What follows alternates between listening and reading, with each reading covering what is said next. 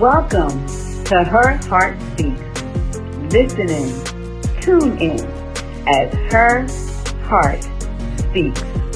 I have to say, I'm proud of you. Reading your bio and just having our conversations over, I guess it's been the past 2 years about the things you've done, the things that you want to do, and how you are just moving forward. You are the true definition of resilience. Oh, wow. Thank you. So you set out even in the midst of everything that's going on. So as I was preparing to talk to you today, I shared some of your story with my 10-year-old niece, right? So I said, what would you ask her if you read this bio or she came and said, some of these things? She said, her first question was, why did you choose to respond at that young age how you responded to life? So now you can tell your backstory if you want to give a little bit more backstory to the things that you've gone through. So she's 10. And so I just read the part about... She's 10. She's the same age I was when a lot of stuff started happening. Which they say a child shouldn't have been seeing or going through. At 10, I was actually, finding myself due to the fact that I found out I was adopted. I found out, my mother, wasn't doing too well. I found out my biological mother wasn't doing too well. She was in her addiction. She was an intravenous drug user. I found out a lot of things. And growing up in the projects, I saw a lot of things. Like it was hopscotch, the double dutch, the playing the tag. But we also saw, the drug dealing, the drug users, the violence, the domestic violence. I seen a lot of things, and growing up in that atmosphere, I thought it was the norm. Like this is the normal way of living, the normal way of life. Now, don't get me wrong, my adopted mother apartment was very up-notch. The decor was impeccable.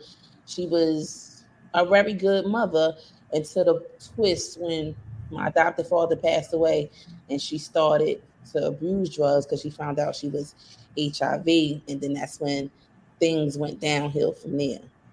So between the age of 10 and 12, a young, innocent young woman basically trying to find out who she is, what she like, what she don't like, dealing with all these different type of metaphors and things. Find out I'm adopted, find out my biological mother got AIDS from her intravenous drug use. My adopted father passing away from HIV from his intravenous drug use, which my adopted mother didn't even know at the time that he was sick until he passed away, because he passed away in Hudson County Correctional Facility. And when she tried to, I guess sue or whatever the case may be for causes, thinking that something happened to him, but illegally, but come to find out he passed away from a heart attack, and the autopsy also revealed that he was HIV positive. So a little 12-year-old, I was 11 and a half when she sat us down and told us, when your mother telling you, oh, I'm HIV positive, and I'm looking like, what's that? Like, because I'm a kid, I'm not knowing. I learned further on along as I started taking health classes, and it started to be on the TV, on the media more. So now I got to find out what this ill disease really is.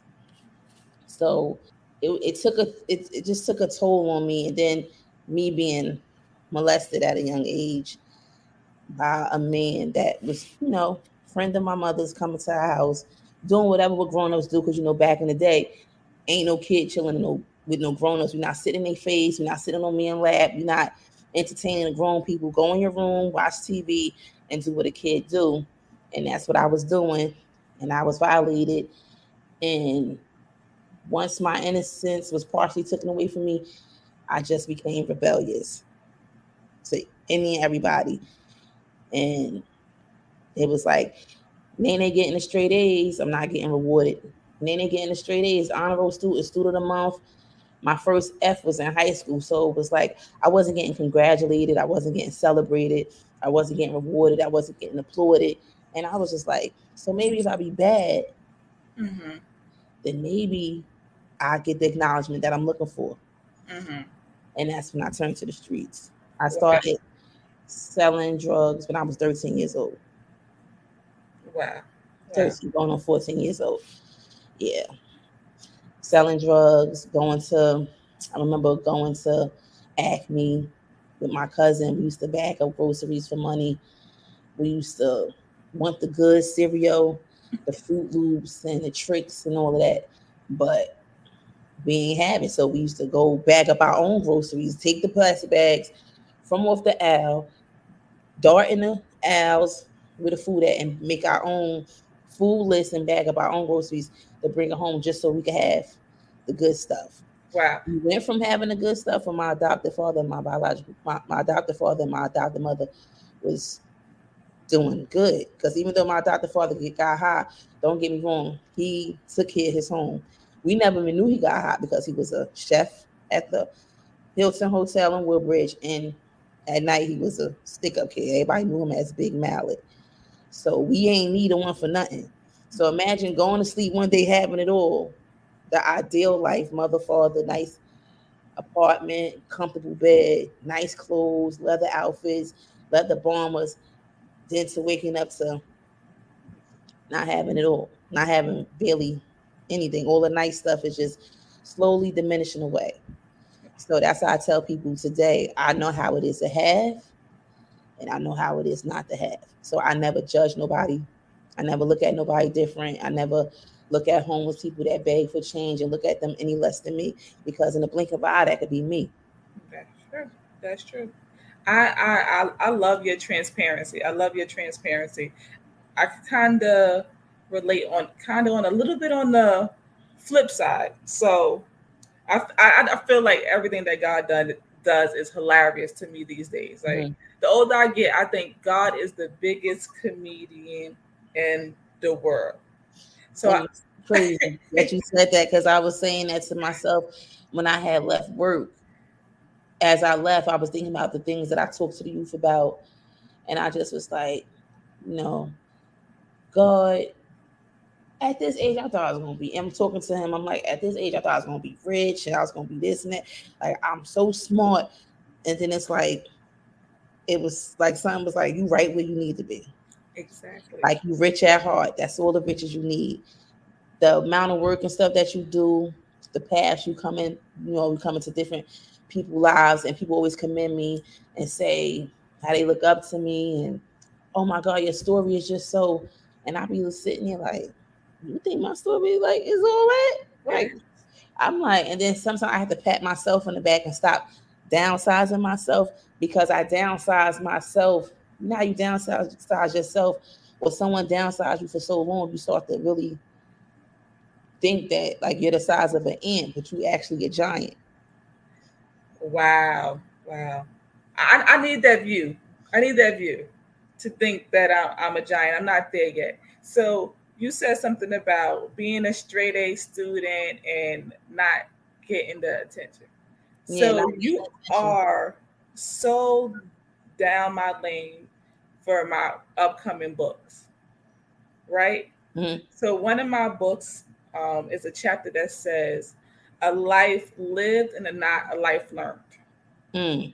So my response to growing up in the project was, I got to figure out how I can live a life lived and not learned. And I put in the book, I could do everything that everybody doing out there because I got the skill set. I just haven't applied it. Right. Now, if things would have got a little rough, I would have been in, well, shot rate was closer to Duncan. So I'd have been in shot rate probably doing the same exact thing because I want those things. Right. So that's why I said I commend you for being transparent and that God is a comedian, because it's confirmation that our stories need to be told, because they see us at this place of helping people get through those things, but they don't know how many things we went through to get to this age to be able to help people. Right. So when God said to you, you are exactly where you need to be right now, that is confirmation. I got to chill just now. And it's not because of my air conditioner, right? I got to chill right now because it is so true. I'm still trying to figure out what I want to say because I'm still laughing in my head about how God is just using you to confirm so many different things. And behind the scenes, I have a request. You know what? I'm actually on air right now. So the book Life Lived, Not Learned. I would love for you to be a contributor writer on that. Of course, whatever you ask of me, Miss Lavon, I'm all for it, because it's like, now that I'm in the position I'm in now, I'm Hudson County's community juvenile detention liaison. Being as though we don't have a youth house no more. Remember the one we had at Secaucus? We haven't had that youth house for years. So the county has contracts, is overseeing, let me rephrase it, overseeing the Morris and Essex. We had Bergen, but Bergen, no longer temporarily. So we have a contract with Morris and Essex where they house our Hudson County youth that's in detention. So I'm the liaison. So I go into these facilities, these detention centers, to ensure that our youth are getting all their needs met, the adequate needs met. They phone visits, they Zoom visits, making sure that they got in contact with their attorney, a public defender, their mother, their father, their guardian. They know their court date. If they take medication, making sure that they're getting all the stuff that they need. So basically, I'm like the communicator between the detention center, the attorney, public defender, parent, guardian, and other. So it's all, I'm like, and then on my second full-time job, I'm a mentor for the Zabata Insights LLC. We're called the Credible Messengers. It took off in Hudson County approximately last year between August and September. We get referrals from the court. We also pick up children off the street, community-based mentoring, and we mentor them. A lot of us that are mentors are ex-cons. We live the life that they trying to live, or either we've been through it, we survived it, or we know somebody that went through what they're going through.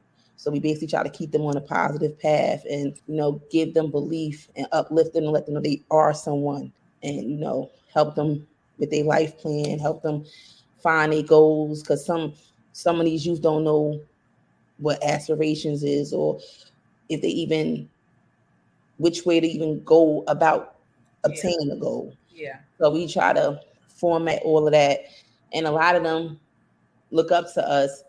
And, we got some that got thick layer skin that we got to dig deep into. And then we got some that just really sit back, and you could tell they real attentive and they listen. And you could tell by their actions that they taking heed to what we're saying. Because when I tell them stories about being incarcerated, which we ain't get on that part yet, but the floor is open. So whatever you want to ask me, if I just keep going, sometimes you got to be like, okay. No, it's fine. It's fine. Because, you are a wealth of knowledge, and I know this is not going to be the last time we sit and have a conversation in either in this forum or another forum, to be able to, empower people, because that's mainly why I feel like we go through the things, because it's not for us. I always say that it's bigger than us. Everything that we go through is bigger than us. And my test is my testimonies, and my mess is my message. Yes. And I may not have turned to the streets, but I did wind up becoming a martyr to be seen. There's a line in my book that says, when I showed up at family events, y'all saw me, y'all paid attention, but after that, I went underneath the radar, so far underneath the radar that I had to find ways to be seen. I became a helper. To what extent? I said, I lost so much. I gained stuff because, you do stuff from your heart. And I said, I got that from my father, but I lost so much, and so much of who I could have even fathomed to be. Like, I didn't even have the mindset to be able to say exactly what I want to be.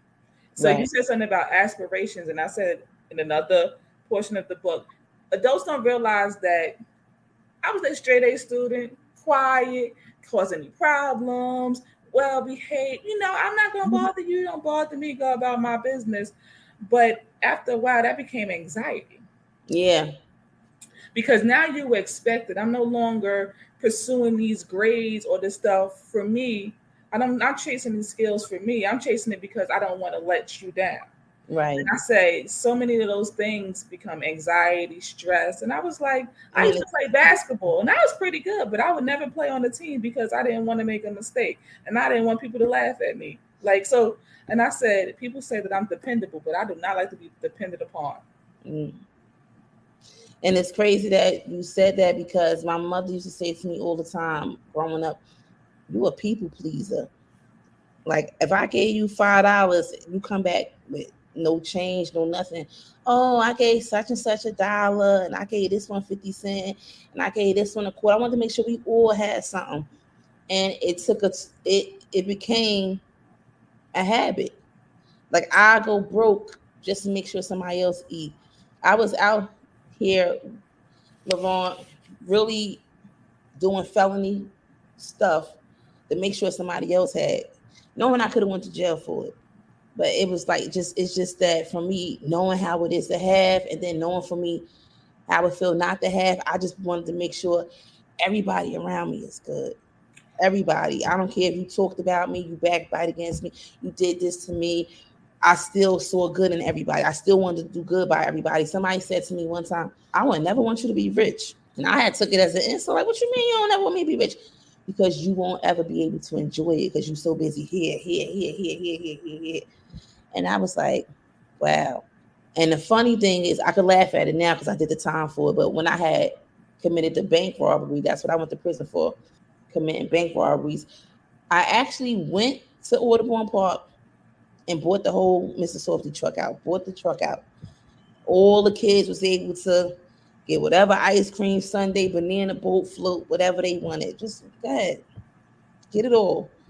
And some people mocked it and laughed at it, like, "Oh, Nene was all high. She bought the." No, it ain't had nothing to do with me being in my addiction. Because when I was out there in the streets, my drugs of choice was marijuana, PCP, and ecstasy. I never touched the white stuff because my mother and father did enough of that. So I knew that stuff right there was no stuff. Don't you touch that.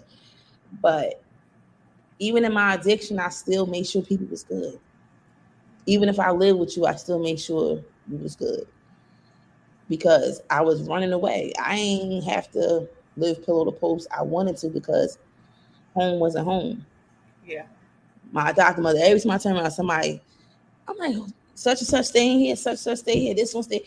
You talking about me being a people pleaser, you got the heart. I got that from you. Even though you didn't have me, I'm learning all of you by me seeing what you do and me being around you. Yeah. So I picked up some of her ways and her habits, and not for nothing. To this day, I'll be saying to God, thank you for letting her raise me, because she taught me some Karen Mallard taught me a lot. Even though, things took a turn for the worse through her addiction. But once I got out there in the streets and I started selling drugs, and I'm starting to see, like, addiction is really a disease. It's really, it's really unexplainable. And I used to look at some people coming to get drugs for their kids. I was like, no, I'm not giving you that. Yeah. Not how you got your kids. Yeah. Yeah. Take them in the store, have somebody watch them. I'm not doing that. If you was pregnant, I wouldn't serve you neither. And even though I was out there doing wrong, I still was doing good, doing wrong. And I go by this saying, people see what you do, but God see why you do it. Yeah. And everyone that's listening, we're talking about, she's talking about her drug addiction or people in their drug addiction, but addiction goes deeper than a substance. Mm-hmm. I was addicted to, like you say, giving. So tell me if I'm wrong.